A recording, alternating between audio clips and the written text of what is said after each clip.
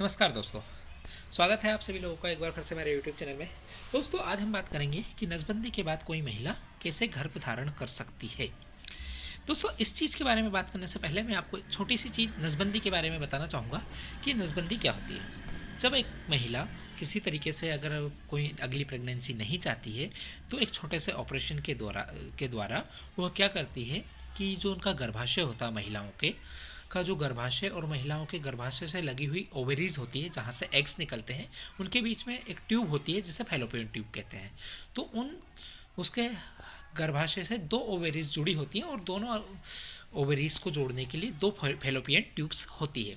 तो उन दोनों फैलोपियन ट्यूब्स को या तो काट दिया जाता है या उनमें गठान लगा दी जाती है ताकि किसी भी तरीके का जो एग होता है वो गर्भाशय तक ना आ सके और किसी भी इंटरकोर्स के दौरान कोई भी एग का फर्टिलाइजेशन नहीं हो सके। तो इस तरीके से वो गर्भ धारण करने से बच जाती है नसबंदी करवाने के बाद। लेकिन दोस्तों अगर मान लो किसी महिला ने कि नसबंदी करवा ली है, उन्होंने उनकी जो ट्यूब्स होती है फैलोपियन ट्यूब होती है वो कटवा ली है और उसके बाद भी अगर वो गर्भ धारण करना चाहे तो क्या यह पॉसिबल है कि वो गर्भ धारण कर सकती है, या फिर अगर कर सकती है तो कैसे कर सकती है। तो दोस्तों उसका आंसर है ऐसे कॉम्प्लिकेशन की जो चीज़ें होती है उसमें महिलाओं को जो चीज़ होती है उसे कहते हैं ट्यूबल रिवर्सल। दोस्तों सबसे पहले तो ये जान लीजिए आप कि जब भी कोई महिला नसबंदी करवाती है तो यहाँ वह पहले ही सुनिश्चित कर लेती है कि अब उसे किसी तरह का नया गर्भधारण नहीं करना चाहती। लेकिन अगर वह किसी कारणवश अपना मन बदलना चाहे और फिर से गर्भधारण करना चाहे किसी भी तरीके की ट्रेजेडी की वजह से या किसी भी कारण की वजह से, तो क्या ये कर सकती है। दोस्तों उसके लिए जो डॉक्टर होता है उसको एक ऑपरेशन का सुझाव देता है जिसे लोग ट्यूबल लिगेशन रिवर्सल कहते हैं, मतलब कि ट्यूबल रिवर्सल सर्जरी। इस सर्जरी के द्वारा आपकी जो फैलोपियन ट्यूब्स होता है उनको फिर से खोल दिया जाता है, उनको फिर से जोड़ दिया जाता है ताकि महिला को फिर से गर्भधारण हो सके। दोस्तों अगर ट्यूबल रिवर्सल सर्जरी के बारे में हम बात करें तो आपका जो डॉक्टर होता है वो सबसे पहले आपको देखकर आपकी एक मेडिकल जांच करेगा और यहाँ विचार करेंगे कि आपकी जो ट्यूबल रिवर्सल सर्जरी है वह आपके लिए सही है कि नहीं। उसमें आपकी उम्र देखी जाएगी और उससे पहले जो आपकी नसबंदी हुई है उस नसबंदी का प्रकार देखा जाता है। आपका संपूर्ण स्वास्थ्य और आपके अंडाशय जो होते हैं, मतलब कि जो एग्स ओवेरीज होती हैं उनको अच्छे से देखा जाता है। गर्भाशय को चेक किया जाता है और जो फैलोपियन ट्यूब है जिनको काट दिया गया है उनका स्वास्थ्य देखा जाता है कि उनकी हालत कैसी है और उनकी लंबाई कितनी है। आपका डॉक्टर आपसे ये भी पूछ सकता है कि आपकी जो मतलब कि जो नसबंदी हुई है वो किस प्रकार की सर्जरी से हुई थी और कब हुई थी, कितने दिन पहले हुई थी। क्या आप कभी गर्भवती रही थी या फिर नहीं रही, या फिर आपकी जो गर्भवती रही है, जो महिला गर्भवती रहती है उसकी गर्भावस्था की सिचुएशन कैसी रही, क्या वह एक नॉर्मल गर्भावस्था रही या किसी तरह के कॉम्प्लिकेशंस रहे हैं।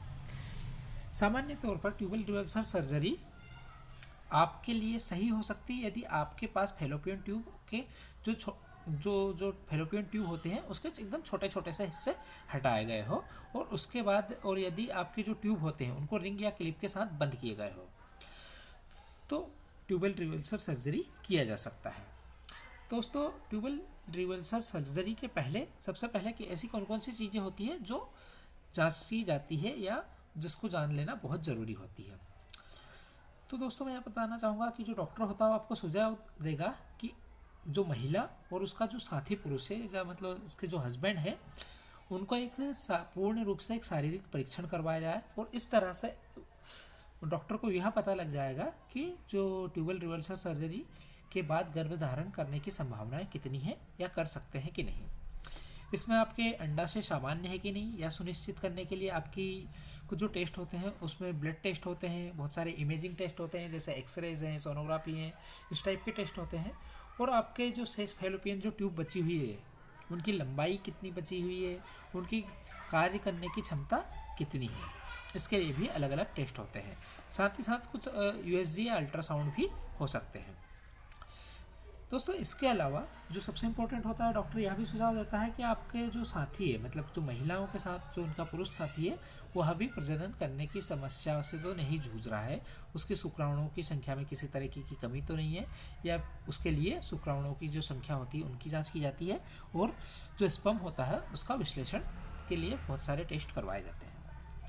ट्यूबल रिवर्सल कैसे किया जाता है। मतलब ऑब्वियसली दोस्तों जो ट्यूबल रिवर्सल सर्जरी होती है या होती किस प्रकार है इसके बारे में अगर हम बात करें तो ट्यूबल रिवर्सल सर्जरी के लिए आपको सबसे पहले तो किसी हॉस्पिटल में एडमिट होना पड़ेगा। उसके बाद आपको एक तरीके का एनेस्थीसिया दिया जाता है ताकि आपको सर्जरी के दौरान किसी भी तरीके का दर्द का एहसास ना हो और आप पूर्ण रूप से महिला जो होती है वो बेहोश रहती है। ट्यूबल रिवर्सल में सबसे पहले क्या किया जाता है, क्या जो महिला की नाभि होती है, नाभि से लेप्रोस्कोप नाम का एक छोटा सा इंस्ट्रूमेंट आपके शरीर के अंदर डाला जाता है जो आपके नाभि के एरिया से होते हुए आपके पेल्विक एरिया तक पहुंचता है। और पेल्विक एरिया तक पहुंचने के बाद लेप्रोस्कोप की मदद से सर्जन जो फेलोपियन ट्यूब होता है उसकी जांच करता है और जांच करने के बाद फिर से पता करता है कि यह डिसाइड करता है कि आपके फेलोपियन ट्यूब की हालत कैसी है और ट्यूबल रिवर्सल किया जा सकता है कि नहीं। अगर वह यह मानते हैं कि ट्यूबल रिवर्सल करना ठीक है तो आपका डॉक्टर क्या करेगा, एक छोटा सा सर्जिकल कट आपके प्यूबिक हेयर लाइन के पास लगाएगा जिसे बिकनी कट भी कहा जाता है। लेप्रोस्कोप के अंत में जुड़े हुए माइक्रोस्कोपिक उपकरण होते हैं छोटे छोटे से, उनकी मदद से जो क्लिप या रिंग जो आपके ट्यूबल मतलब नसबंदी के दौरान आपकी ट्यूब्स में लगा दिया गया है उनको हटा दिया जाता है और ट्यूबों को फिर से जोड़ दिया जाता है। तो इस तरीके से ट्यूबल रिवर्सल सर्जरी हो जाती है। ट्यूबल रिवर्सल सर्जरी की अगर सफलता दर के बारे में बात करें दोस्तों तो यदि आपकी फेलोपियन ट्यूब स्वस्थ है, मतलब जब आपकी नसबंदी हुई थी और उस वक्त जो आपकी ट्यूब्स को बीच में से काट दिया गया था, कुछ हिस्सा हटा दिया गया था, तो वो अगर जो आपकी फेलोपियन ट्यूब है उनकी हालत सही है, अगर वो स्वस्थ है और आपके साथी को भी कोई दूसरे तरीके की कोई बांझपन की समस्या नहीं है जैसे शुक्राणुओं की कमी होना या फिर किसी भी तरीके की उनके साथ कोई प्रॉब्लम नहीं है, तो ट्यूबल रिवर्सल सर्जरी के बाद गर्भवती होने का एक अच्छा चांस होता है। हालांकि यह भी माना जाता है कि यह सभी के लिए काम नहीं करता। ट्यूबल रिवर्सल सर्जरी के बाद गर्भवती होने में उम्र बहुत महत्वपूर्ण भूमिका निभाती है। अगर महिला की बहुत ज़्यादा उम्र है तो उसके लिए संभावना कम हो जाती है। सामान्य तौर पर गर्भावस्था की सफलता दर 40% से लेकर 85% मतलब 40 से लेकर 85% तक होती है। जब गर्भावस्था होती है तो यह आमतौर पर पहले ही वर्ष में के भीतर हो जाती है। दोस्तों ये तो हुआ ट्यूबल रिवर्सल सर्जरी, लेकिन ट्यूबल रिवर्सल सर्जरी के अलावा और कौन से ऐसे विकल्प हैं जिनके द्वारा कोई भी महिला जिसकी नसबंदी हो चुकी है वो गर्भधारण कर सकती है। तो इसके लिए दोस्तों आप एक इन विट्रो फर्टिलाइजेशन होता है, मतलब IVF जिसे कहा जाता है, उस पर भी विचार कर सकते हैं। इस प्रक्रिया में आपके अंडे और एक पुरुष मतलब जो महिला होती है उसके जो एग होते हैं उनको लिया जाता है और पुरुष के शुक्राणुओं को लिया जाता है स्पर्म से, और इनको एक टेस्ट ट्यूब में गर्भ के बाहर ही फर्टिलाइज करवा दिया जाता है। और जो फर्टिलाइज एग होता है उसको बाद में महिला के गर्भ में रख दिया जाता है। अगर कोई महिला ट्यूबल रिवर्सल सर्जरी के बाद भी गर्भवती नहीं होती तो IVF भी उनके लिए एक बहुत अच्छा विकल्प हो सकता है। सो दोस्तों आज हमने बात करी कि एक महिला जिसकी नसबंदी हो चुकी है वो किस तरीके से गर्भवती हो सकती है और उसके अलावा उनके पास और कौन से ऑप्शन होते हैं।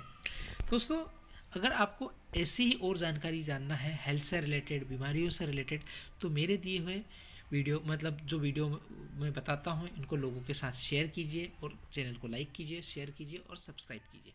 Have a great day.